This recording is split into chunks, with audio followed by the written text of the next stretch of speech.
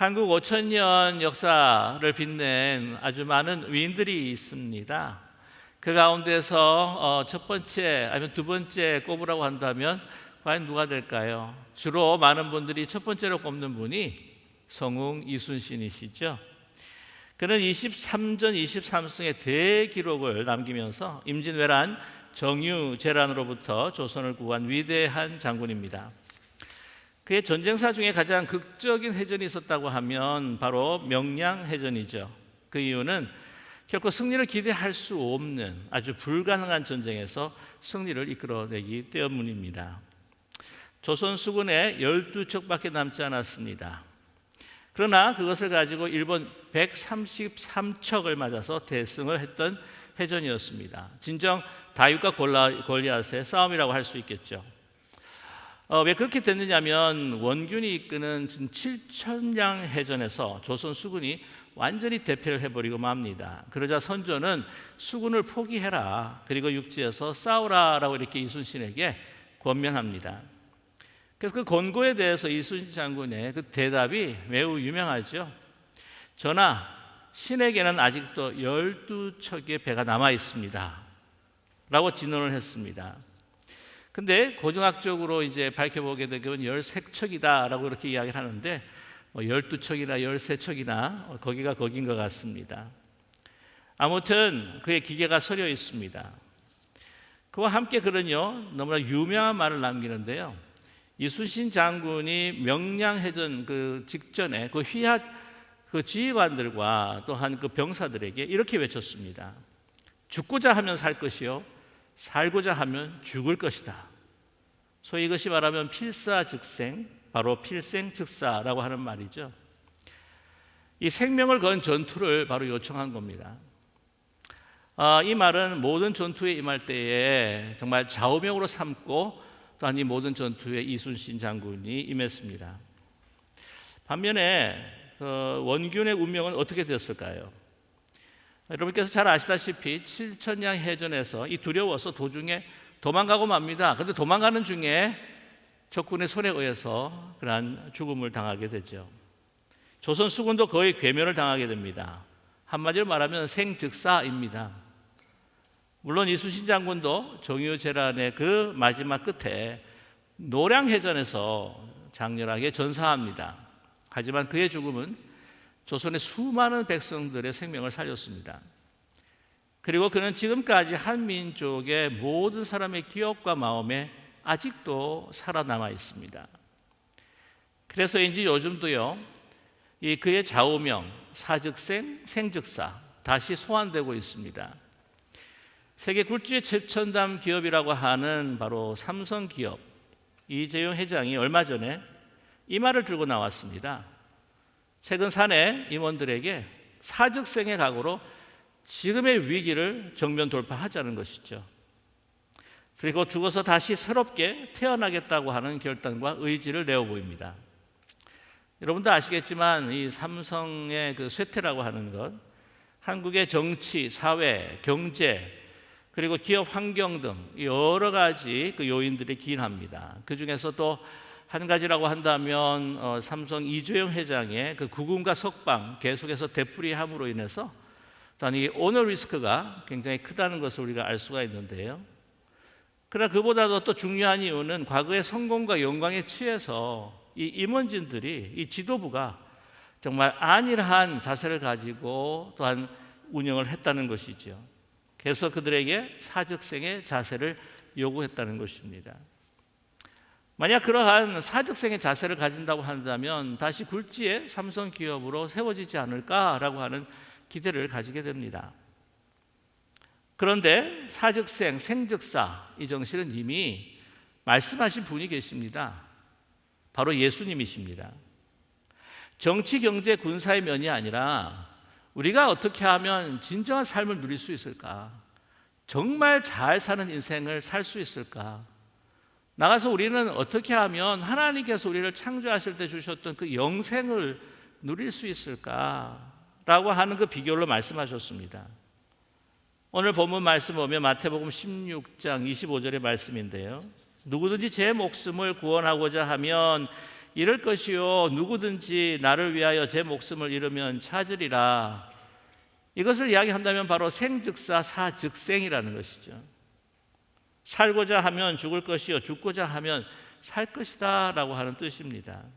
근데 예수님은요, 사즉생이라고 하는 것을 죽고자 하면 그러한 각오를 가지면 내가 살게 될 것이다 라고 하는 의미보다 그것을 더 뛰어넘은 것입니다. 아니, 죽어야 산다는 것입니다. 오늘 본문 말씀에 예수님은 제자들에게 구체적으로 어떻게 이 사즉생이 일어날 것인지를 밝히셨습니다. 오늘 본문 21절에 이때로부터 자기가 예루살렘에 올라가 장로들과 대제사장들과 서기관들에게 많은 고난을 받고 죽임을 당하고 제3일에 살아나야 할 것을 제자들에게 비로소 나타내시니라고 말씀합니다. 이제 예루살렘을 향해서 가시고 있는 가운데에 그분은 이제 가이사랴 빌립보에 머물면서 오늘 이 말씀을 하셨는데, 처음으로 자신이 죽으실 것을, 십자가에 죽음 당하실 것을 밝히신 것입니다. 장로들과 대제사장들과 서기관들, 이들은 바로 이 예루살렘의 종교 지도자였던 산헤드린 공회원들이었습니다. 그들에게 많은 고난을 받고 죽임을 당한 후에 3일 후에 살아날 것이다 라고 이렇게 말씀하신 것이죠. 이걸 언제 알리셨는가? 오늘 본문 21절 이 시작을 보면 알 수 있습니다. 이때로부터 라고 언급하고 있습니다. 그렇다면 이때가 언제인가? 바로 베드로가 예수님이 누구이신지, 예수님의 정체성을 고백한 때부터입니다. 예수님이 당신의 죽음과 부활에 관한 말씀을 하시기 전에, 바로 전에 예수님의 제자들에게 물으셨습니다. 사람들이 나를 누구라 하느냐라고 물으셨을 때에 제자들이 대답합니다. 더러는 세례 요한이라고 합니다. 더러는 엘리야라고 합니다. 아니, 더러는 예레미야 같은 그런 선지자 중에 한 사람이라고 합니다. 그랬을 때 예수님께서 물으셨습니다. 그러면 너희는 나를 누구라 하느냐? 그랬을 때 시몬 베드로가 대답했습니다. 주는 그리스도시요 살아계신 하나님의 아들이시니다. 마태복음 16장 16절의 말씀이죠. 유명한 고백입니다. 예수님께서는 그 정답을 들으시고 얼마나 기뻐하셨는지 모릅니다. 그래서 이 칭찬을 아끼지 않으시는데 마태복음 16장 17절에서부터 19절의 말씀을 통해서 정말 베드로를 칭찬하셨습니다. 여러분께서 잘 아시는 구절이지만 제가 읽어드립니다. 예수께서 대답하여 이르시되 바요나 시몬아 내가 복이 있도다. 이를 내게 알게 한 이는 혈육이 아니요 하늘에 계신 내 아버지시니라. 또 내가 내게 이르노니 너는 베드로라. 내가 이 반석 위에 내 교회를 세우리니 음부의 권세가 이기지 못하리라. 내가 천국 열쇠를 내게 주리니 내가 땅에서 무엇이든지 매면 하늘에서도 매일 것이요 내가 땅에서 무엇이든지 풀면 하늘에서 풀리리라 라고 이렇게 말씀하시고 칭찬하셨습니다. 그래서 이 말씀을 통해서 가톨릭 교회 같은 경우에는 베드로의 고백을 통해서 예수님께서 베드로 위에 교회를 세우셨다. 그래서 베드로가 일대 교황입니다. 그러나 중요한 것은 베드로가 고백한 그 믿음의 고백 위에 교회를 세우시겠다는 것이에요. 우리가 예수 그리스도를 구주로 고백합니다. 그리고 주를 섬깁니다. 이 믿음의 고백 위에 교회를 세우시겠다는 것이죠. 그리고 그 교회에 권세를 주시어서 진정 그 음부의 권세가 이기지 못하고 뿐만 아니라 천국의 열쇠를 교회에게 주셔서 교회가 이 땅에서 묶으면 하늘에서 묶이게 되고 또한 이 땅에서 풀면 하늘에서도 다 풀리게 될 것이다 라고 하는 그 권세를 주셨습니다. 그래서 베드로의 고백을 통해서 예수님이 누구이신지 정확히 이렇게 밝히시면서 이 이야기를 들은 이 제자들도 얼마나 아마 기뻤는지 모릅니다. 바로 우리가 맞았다. 그리고 유대 백성들이 기다렸던 바로 예수 그리스도, 이 예수님이 바로 그리스도이시다. 그런 평범한 분이 아니시다. 하나님의 아들이시다. 제자들이 듣고 얼마나 흥분했겠습니까? 우리가 정말 예수님을 잘 따랐구나. 정말 가족을 뒤로하고 다 버리고 주님을 따랐던 것, 이게 얼마나 우리 최대 인생의 최고의 선택이었던가. 아마 쾌재를 부르며 막 속으로 얼마나 신이 났겠습니까? 그러면서 이 베드로도 이런 고백을 할 수 있는 건 내가 수제자이기 때문에 이걸 할 수가 있어 라고 그렇게 그런 마음들을 가졌을 거예요. 그런데 주님께서 갑자기 이 제자들에게 장로들과 대제사장과 서기관들에게 고난을 당하고 죽임을 당해야 한다 라고 그렇게 말씀을 하니까, 근데 그 이후에 사흘 후에 다시 살아날 것이다 라고 말했는데도요, 베드로는 그것이 막 귀에 들어오지가 않는 것이죠. 왜? 그가 전혀 예상하지 않았던 말씀이기 때문입니다. 그래서 갑자기 나서서 예수님 그건 아니죠, 완전히 돌변하고 맙니다. 아니, 예수님이 그렇게 죽임을 당하고 고통을 당하고 고난을 당하고 죽임을 당하면 우리는 어떻게 하란 말입니까? 그래서 오늘 본문 22절에 보면요, 예수님을 이 베드로가 붙들고 황변하여 이르다고 지금 기록하고 있습니다. 그러니까 이 붙든다라고 하는 것은 그 예수님이 가시는데 확 하고 그 앞길을 몸으로 가로막는 것이에요. 뿐만 아니라 항변한다라고 하는 에피티안이라고 하는 헬라 말은 아주 꾸짖는 것입니다. 영어로 말하면 rebuke 하는 것이죠. 이 에피티만이라고 하는 것은 예수님께서 귀신을 쫓아낼 때에 하신 바로 그 단어를 사용하고 있습니다. 얼마나 무리한지 몰라요. 아니, 그냥 그렇게 하지 말아 주십시오 라고 부탁하는 정도를 넘어선 겁니다. 절대로 안 됩니다. 여기서 한 발자국도 갈 수 없습니다. 내가 그렇게 놔두지 않을 것입니다. 예수님 제정신이십니까? 라고 하는 표현이에요. 일이 결코 주께 미치지 아니하리다. 이것이 자기가 하나님이 된 것처럼. 여러분, 우리 대화 가운데요, 결코, 절대 그 단어를 사용해서는 사실은 안 됩니다. 결코, 절대라고 하는 것은요, 그냥 하나님께서만 쓰실 수 있는 단어입니다. 그런데 자기가 그 단어를 쓰는 거예요. 자기가 무슨 하나님의 그 모든 계획을 다 아는 것처럼 절대 이런 일이 일어나지 않게 할 것입니다. 막 혈기를 부립니다. 그런데 베드로가 이렇게 돌변해서 이렇게 심하게 막는 이유, 이 심하게 나오는 그 이유를 예수님께서는 밝혀주세요. 본문 23절의 말씀입니다. 사단아, 내 뒤로 물러가라. 나를 넘어지게 하는 자로다. 내가 하나님의 일을 생각하지 아니하고 도리어 사람의 일을 생각하는도다. 왜 그렇게 돌변했습니까? 내가 하나님의 일을 생각하지 않고 도리어 사람의 일을 생각했다는 것이죠. 그럼 여기서 우리는요, 정말 이 말씀을 아주 겸허히 받아들여야 할 필요가 있습니다. 아주 정말 조심스럽게 경각심을 가지고 받아들일 필요가 있습니다. 아니, 우리가 하나님의 일을 한다라고 어떤 생각하고 또한 우리가 말한다고 하지만 결국에는 그것이 자기의 일이 된다고 하는 것. 그리고 사단은요, 우리로 하여금 이거 하나님의 일이다, 이것이 하나님을 위한 일이다 라고 하지만 결국에는 우리의 자신을 위한 일이라고 하는 것을 사용하고 이용을 해가지고 이렇게 만들어 버린다고 하는 것입니다. 하나님의 그 거룩한 그 놀라운 그 하늘의 일을 생각하지 않고 이 땅의 일만을 베드로가 생각한 것이죠. 하나님의 원대한 인류 구원의 그 계획을 생각하지 아니하고 자기 협소한 자기의 부귀영화와 자기가 원하고 바라고 소원하는 것들을 이루고자 하는 것을 사로잡혀 있습니다. 여러분, 이 사단이요, 예수님을 넘어지게 하려고 합니다. 한 번은 예수님이 광야에 계셨을 때에 이 사단이 예수님을 유혹하고 시험했습니다. 3가지 시험을 했지만은 그 예수님께서는 너무나도 능력의 하나님의 말씀을 가지고 그를 물리치셨습니다. 그래서 누가복음 4장 13절에 보게 되면 마귀가 모든 시험을 다한 후에 얼마 동안 떠나니라. 얼마 동안 떠나서 호시탐탐 기회를 노리고 있는 것이에요. 어떻게 하면 예수님을 쓰러뜨릴까, 넘어뜨릴까. 잠시 떠나서 다시 기회를 엿보는 가운데에 가장 소중한 베드로의 정말 하나님이 그리스도가 누구이신지를 고백한 바로 후에 바로 베드로는 넘어지고 맙니다. 바로 사랑하는 제자 베드로의 마음과 얼굴에 사단의 얼굴이 나타나는 거죠. 예수님께서 말씀하십니다. 사단에게 내가 앞으로 나아가는데 걸림돌로 넘어뜨리려 하지 마라. 썩 뒤로 물러가라.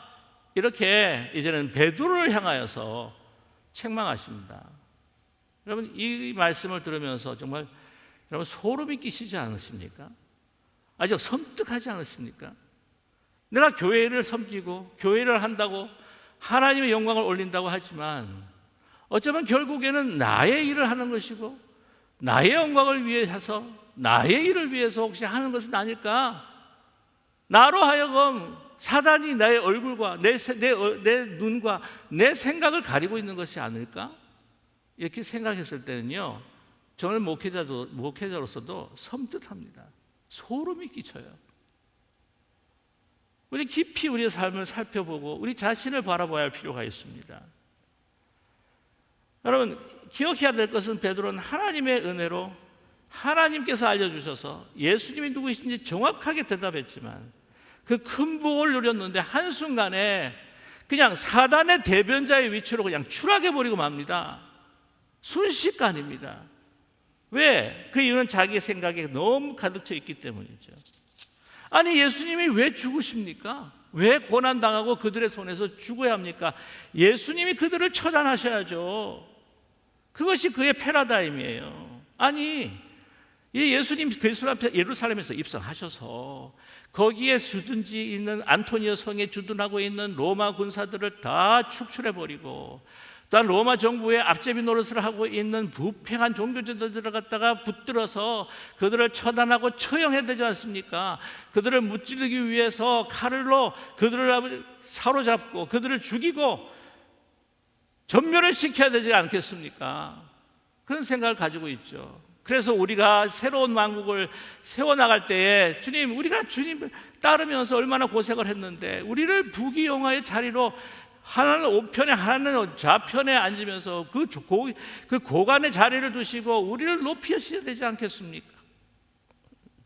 높이셔야 되지 않겠습니까?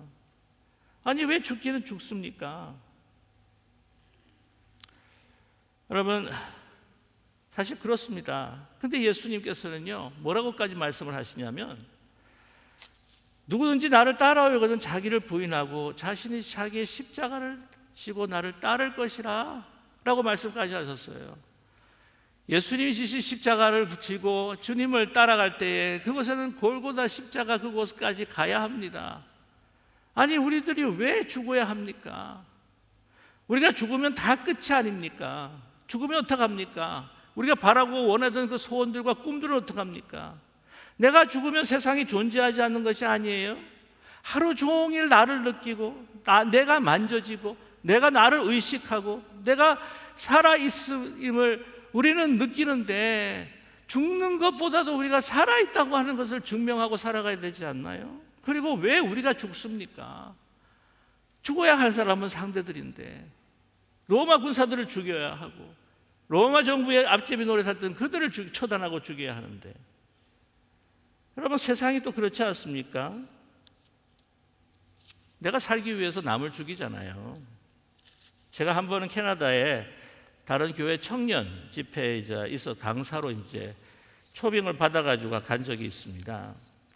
그때는요 이메일을 사용하지 않을 때 아주 초창기 80년대 초창기였습니다.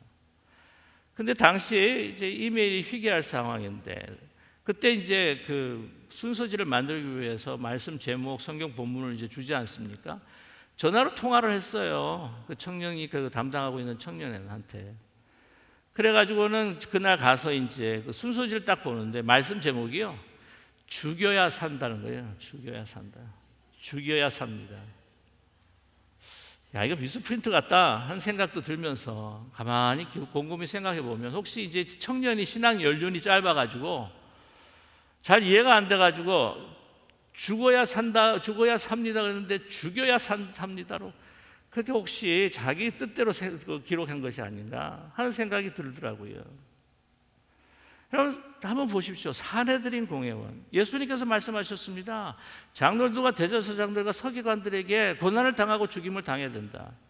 그들이 사내들인 공회원인데 여러분 당시 유대 민족뿐만 아니라 성전과 예루살렘을 중심으로 있었던 아주 그 권세를 가진 사람들입니다. 그런데 예수님께서 등장하시기 때문에 그로 인해서 자신들이 쇠퇴하고 존재감의 위협을 받고 위치가 막 불안하니까 어떻게 했습니까? 그래서 죽이지 않았습니까? 자기들이 살기 위해서 예수님을 죽인 겁니다. 죽는 자는 말이 없다. 다 잊혀진다. 그래서 그들이 주동이 되어서 예수님을 십자가에 못 박는 것이 아닙니까? 그러나 여러분, 그것이 바로 하나님의 구원 계획 안에서 그들이 예수님을 죽였지만 예수님은 다시 부활하십니다.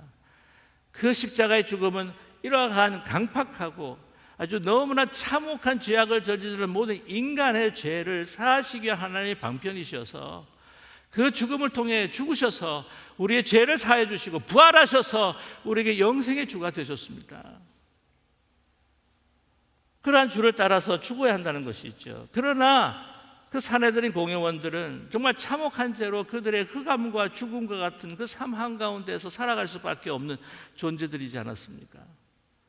여러분, 우리는요, 칼로 죽이거나 십자가로 죽이지 않는다 할지라도 여러분 보면은 우리가 말로 죽일 때도 있습니다. 우리 인간이 정말 죽여야 사는 존재라고 하는 것을 극명하게 우리에게 보여준 사건이 어떤 사건인가요? 가인과 아벨 사건이에요. 가인이 생각합니다. 아벨을 죽이면 나는 행복할 것 같다. 가인이 있기에 내가 지금 불행하다. 내가 존재감이 없다. 내가 살아있는 게 아니다. 내가 관심을 아무것도 가지지 못하고 살아간다. 그래서 죽이지 않았습니까? 죽이면 자기가 행복해질 것 같아서. 여러분, 우리는 말로 죽이기도 합니다. 시기, 질투, 비방, 험담. 왜 할까요? 그 사람에 대해서 폄하해서 그 사람을 끌어내리고 죽여야 내가 올라가고 내가 의롭게 되는 것 같기 때문이지 않습니까? 그래서 다른 사람을 죽입니다. 총칼로만 죽이는 것이 아니에요. 우리의 말로, 우리의 마음으로 죽이죠. 그러나 그리스도와 함께 살아야, 함께 죽고 함께 살아야 정말 참된 인생, 참된 나 자신을 회복할 수가 있습니다. 여러분, 우리의 십자가에 주님과 함께 우리가 못 박혀서 죽어야 할 나의 존재는 바로 제약된 우리의 본성입니다. 그 본성이, 우리 제약된 본성이 주님과 함께 죽어야 우리 그리스도를 구주로 고백하고 믿음으로 주님과 함께 죽고 정말 주님의 그 손에 우리의 손을 포개고 우리의 발에 그 주의 발에 포개어서 우리의 죄악된 본성이 주님과 함께 죽을 때에 주님 다시 살아나시는 그때, 부활하시는 때 우리도 어떻게 해요? 그리스도의 성품과 그리스도의 성령으로 다시 영생으로 우리는 부활하게 됩니다. 그것으로 살아가는 것이죠. 자기를 부정한다고 하는 것, 그것은 자기의 참된 자아를 찾기 위한 하나의 과정입니다. 여러분, 자신을 부정한다고 하는 것, 우리가 지금 가지고 있는 그 부분들은 다 거짓된 자아예요. 죄악된 본성으로, 아주 나쁜 습관으로, 또한 그 모든 얼룩져 있는 것들, 그런 것들이 예수 그리스도의 십자가에 함께 못 박혀서 다시 살아날 때에 우리는 다시 예수 그리스도의 생명으로 살아나게 되는 거죠. 하나님께서 창조하신 제가 죄를 짓기 전에 있었던 하나님의 형상으로 다시 회복해서 참된 인생, 참된 자아로 살아가는 것, 그것을 위해 자신을 부정하고 자기를 부정하고 부인하고 십자가를 지고 나를 따라서 주님과 함께 죽고 주님과 함께 살아야 한다. 사즉생, 바로 그 신앙을 우리에게 말씀해 주신 겁니다. 여러분 보면요, 그럼에도 불구하고 우리는 왜 살아있다고 하는 것을 얼마나 증명하고 싶어 하는지 몰라요. 이거 유행하는 말들, 살아있네, 살아있어 그러잖아. 나 안 죽었어, 나 살아있어. 살아있음을 증명하려고 허세를 부리고 고집을 세우고, 나는 이런 사람이니까 대접하라고 혈기를 부리고, 조금 자신이 좀 잘난 부분이 있는 것 같으면 그걸 막 부풀려가지고 보고처럼 부풀려서 자신을 드러내려 하고, 타자보다 내가 위인 것처럼 그 사람을 막 하대하고, 그러면서 나 죽지 않았어, 나 살아있어, 나 이런 사람이야. 그럼 자꾸 그렇게 발버둥 치면 정말 사람이 고약해지고 추해집니다. 힘들어지고 외로워져요. 다른 사람이 가까이 하고 싶지 않습니다. 여러분 가만히 생각해 보세요. 자신의 인생을 방해했던 가장 큰 문제가 뭐냐? 바로 나 자신이 아닙니까? 나를 열등감에 빠뜨리고 상처를 준 가장 위험한 인물 누구예요? 나 자신 아닙니까?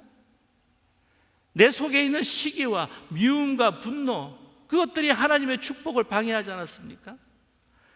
그것을 십자가에 못 박고 죽이지 못해서 그냥 내가 너무나도 거짓된 자가 성성해서 그렇게 속상해하고 그렇게 무시당한다고 그렇게 자기 연민에 빠지고 내가 나 자신을 하나님의 자녀가 되는 은총을 끊임없이 방해했던 사람들이 아니었나요?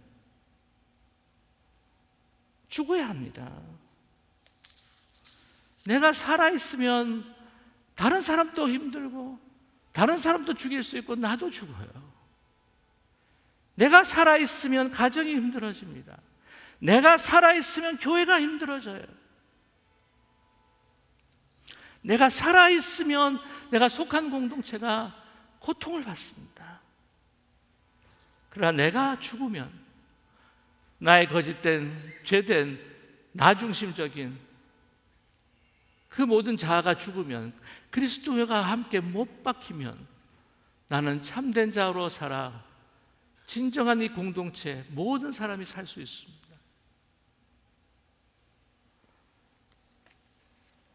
주님은 말씀합니다. 아무든지 나를 따라오거든 자기를 부인하고 십자가를 지라고 말씀하십니다. 자기를 구원하려고 하면 죽을 것이요, 자기가 죽을 것이면 그 생명을 영생을 얻게 되리라. 생즉사 사즉생의 신앙입니다.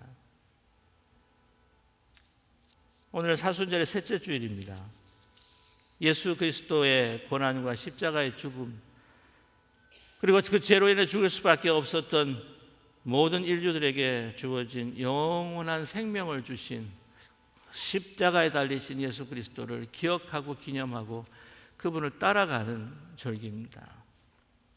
여러분, 사순절을 피할 수는 없습니다. 부활절을 맞이하기 위해서는 사순절을 피할 수가 없습니다. 죽음 없이 부활이 없습니다. 내가 죽지 않으면 살 수가 없습니다. 여러분, 사즉생의 신앙을 통해서 나도 다른 사람도 살고 나도 살고 하나님 앞에 더 큰 기쁨을 드릴 수 있는 저와 여러분이 되기를 주님의 이름으로 간절히 축원합니다. 기도하겠습니다.